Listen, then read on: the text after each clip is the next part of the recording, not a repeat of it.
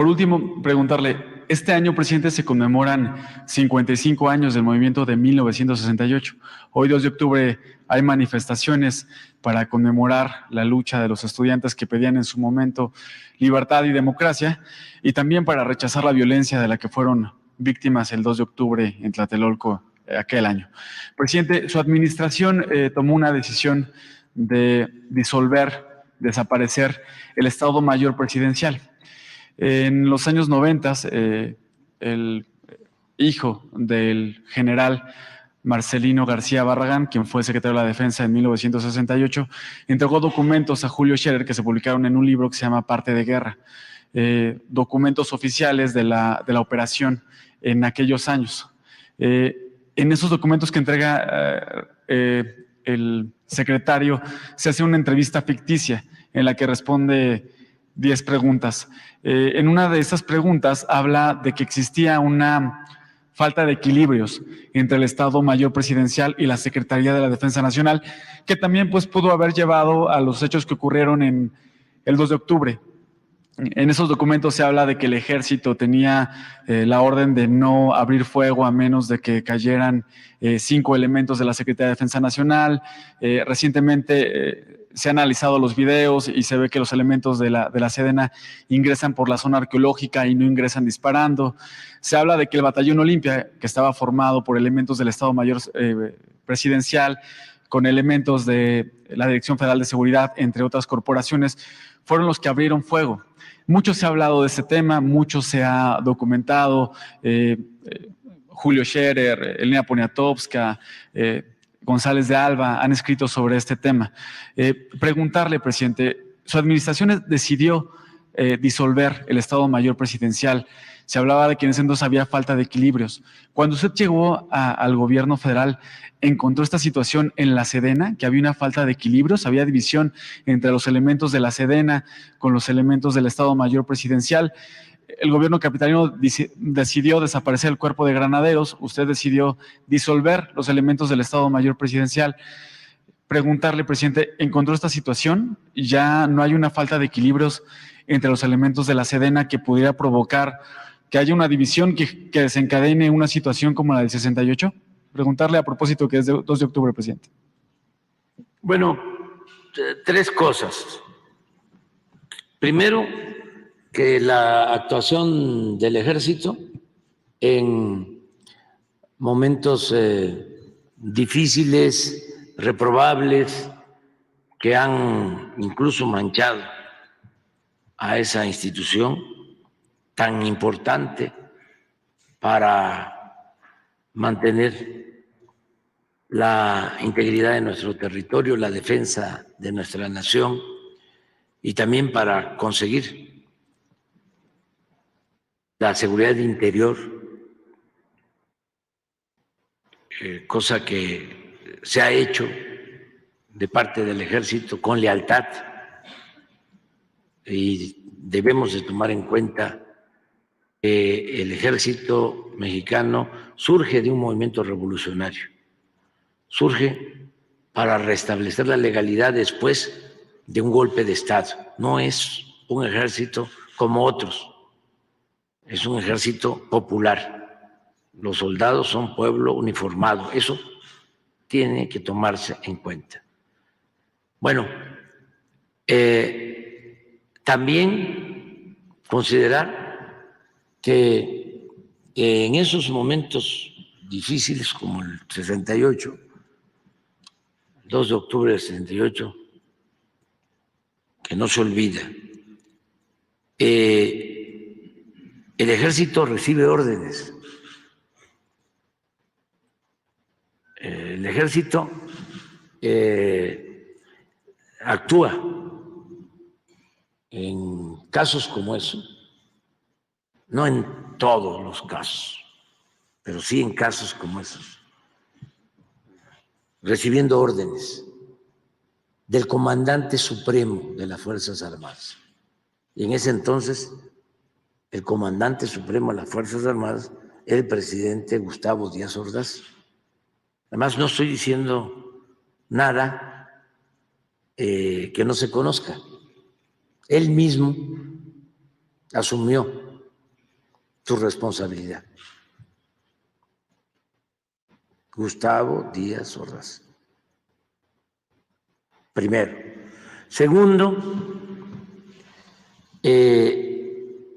hay elementos para sostener en la represión del 2 de octubre del 68 quienes participaron de manera directa fueron miembros del Estado Mayor Presidencial.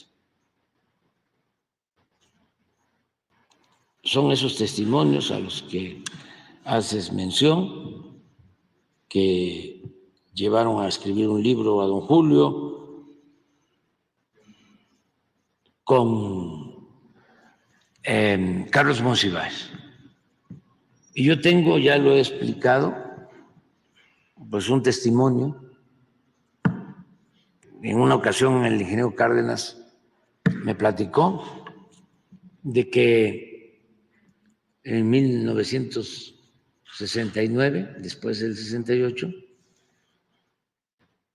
después también del asesinato de Carlos A. Madrazo, él llegó a casa de su papá, del general Cárdenas, y venía saliendo Marcelino García Barragán, que era secretario de la Defensa.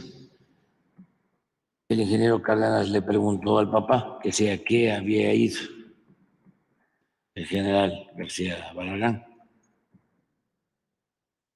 El general Cárdenas le contó, el ingeniero, de que había ido a decirle, llorando, de que en lo del 68 había participado el Estado Mayor y que la culpa se la habían cargado al ejército y que también el Estado Mayor había tenido injerencia en el supuesto accidente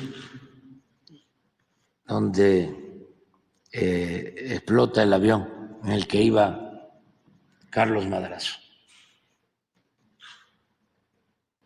Que esto se lo confiesa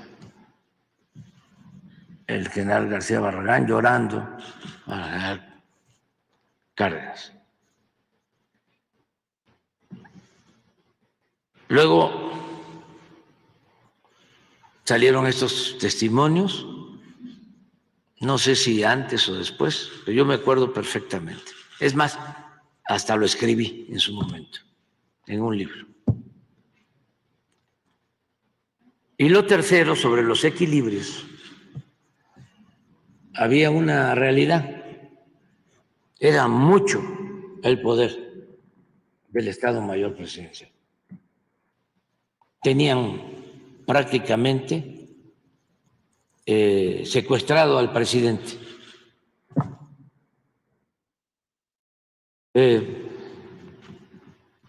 Iba el presidente a algún lado y rodeado. Estaba hablando con alguna persona y siempre ahí. Y se sentían superiores. Era un cuerpo de élite que se sentía más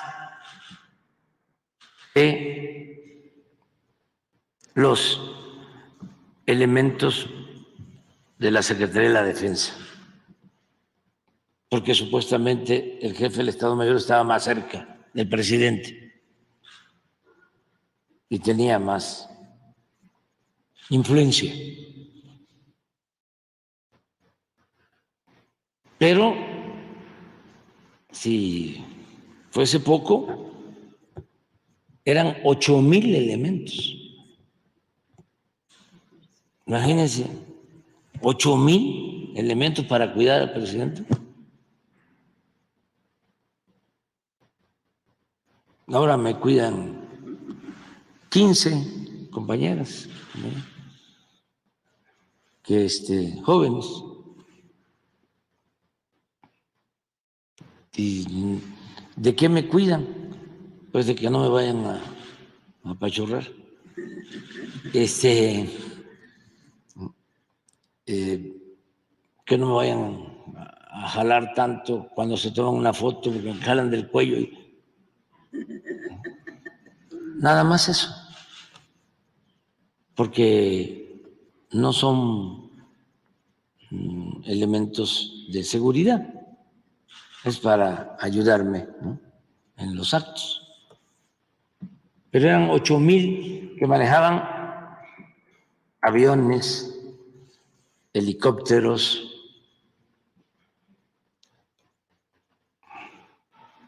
equipos muy sofisticados, todo. Entonces decidimos que todos esos elementos pasaran a la Secretaría de la Defensa para cuidar al pueblo. Y todos pasaron a la Secretaría de la Defensa. Y tengo que decir que no me costó mucho. Di la instrucción. Desde que estaba el general Cienfuegos, le dije que se fuera preparando porque tenía yo esa intención. Y como son los altos mandos leales al presidente, ya cuando entré se aplicó la instrucción de que desapareciera el Estado Mayor. Tenemos ahora un ejército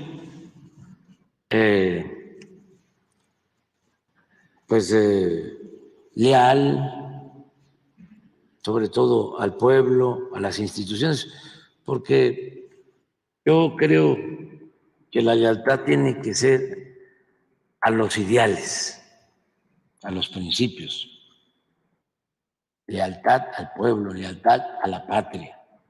La lealtad a las personas a veces o casi siempre es muy relativa y se puede caer en la abyección, en el servilismo.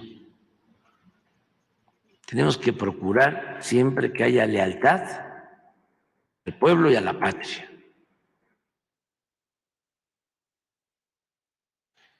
Entonces, es un ejército que está cumpliendo 5 misiones. Es importante que se conozcan. Son las misiones que por ley tiene encomendada el ejército. La primera es la seguridad de la nación, de su territorio, la defensa de la soberanía. La segunda misión es la seguridad al interior, que se limitaba básicamente a garantizar seguridad en instalaciones estratégicas, puertos, aeropuertos, instalaciones de Pemex, de la Comisión Federal de Electricidad. Ahora, esta segunda misión se ha ampliado porque la Secretaría de la Defensa ha estado ayudando y conduce todo el proceso de formación de la Guardia Nacional. Y antes de que yo termine, voy a volver a enviar una iniciativa porque quiero que la Guardia Nacional dependa de la Secretaría de la Defensa, para que no suceda lo que pasó con la Policía Federal,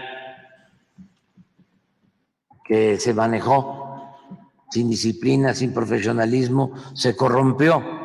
De ahí salió García Luna y otros. Sería muy lamentable que hemos creado la Guardia Nacional, que está funcionando muy bien, tiene 120,000 elementos, se han construido más de 400 cuarteles, está en todo el país.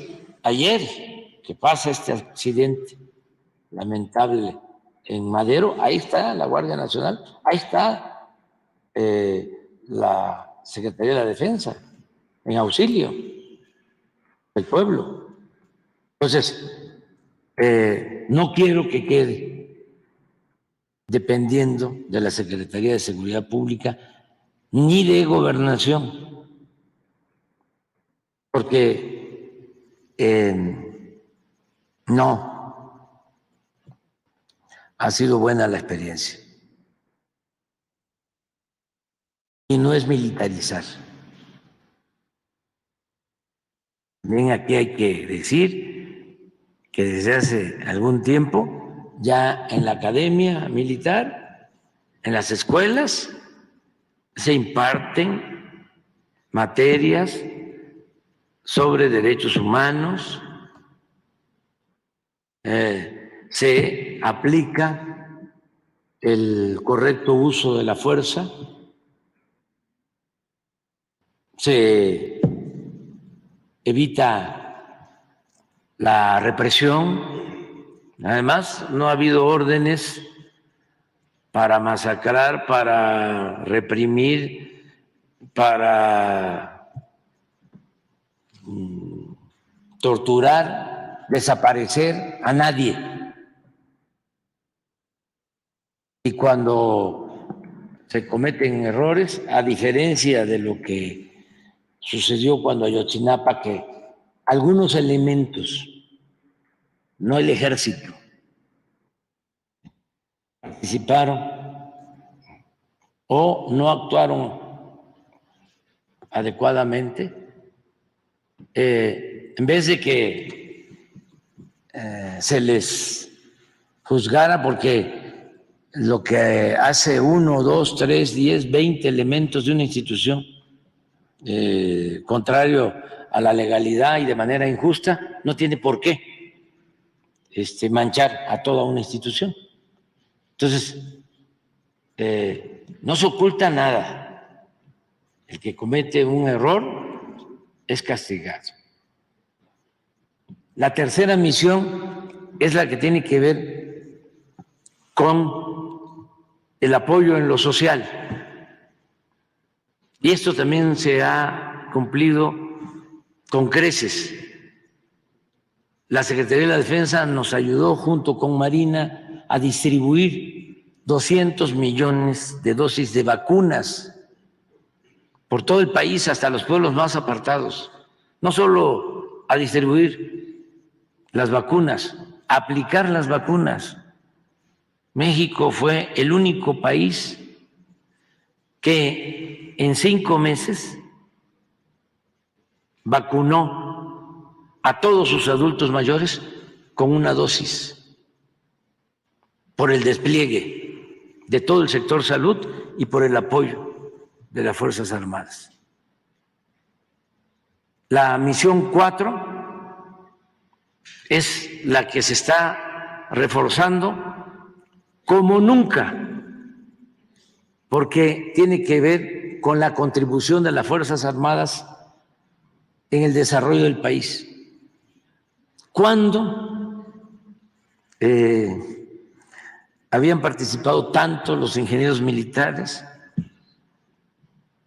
en construcciones de obras en beneficio del desarrollo de México? Nunca.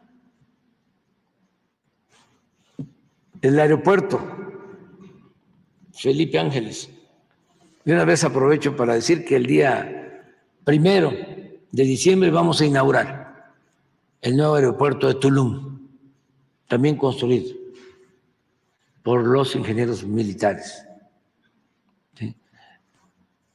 La conducción del Tren Maya es la obra más grande que se está construyendo en el mundo,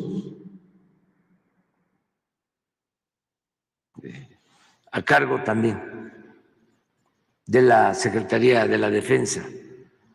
Están terminando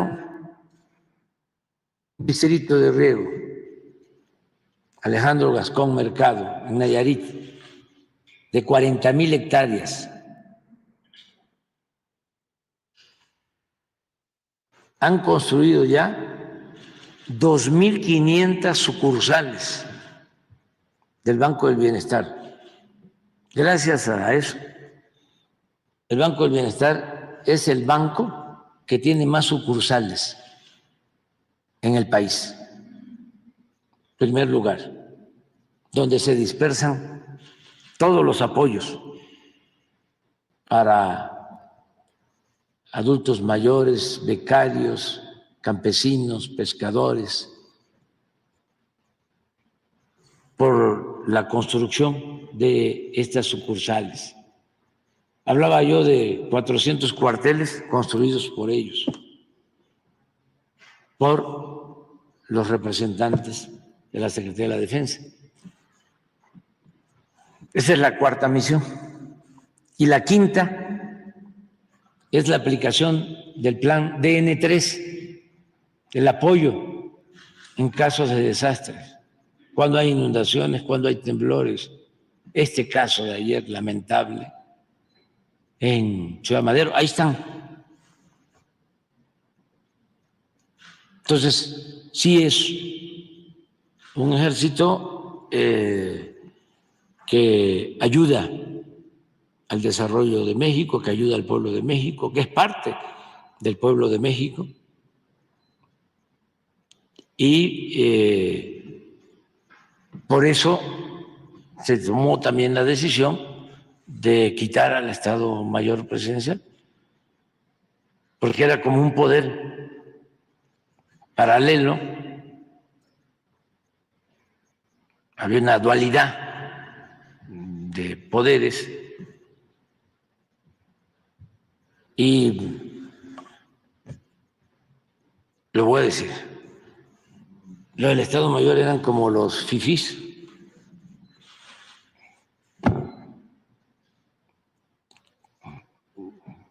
Al interior de la defensa. Alimentación importada, especial. Ganaban muchísimo más.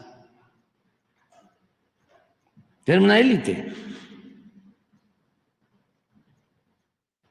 Y se sentían por encima de oficiales del ejército y también de la Armada de México. Entonces, por eso se terminó con lo del Estado Mayor. Y tengo que agradecerles a muchos elementos del Estado Mayor que no opusieron resistencia, que aún con este sistema de privilegios nunca dejaron la disciplina y lo demostraron, porque cuando se les dijo a la defensa, cumplieron. Otros se fueron a trabajar en seguridad con particulares, pero sin problema. Bien, creo que sí te contesté, ¿no?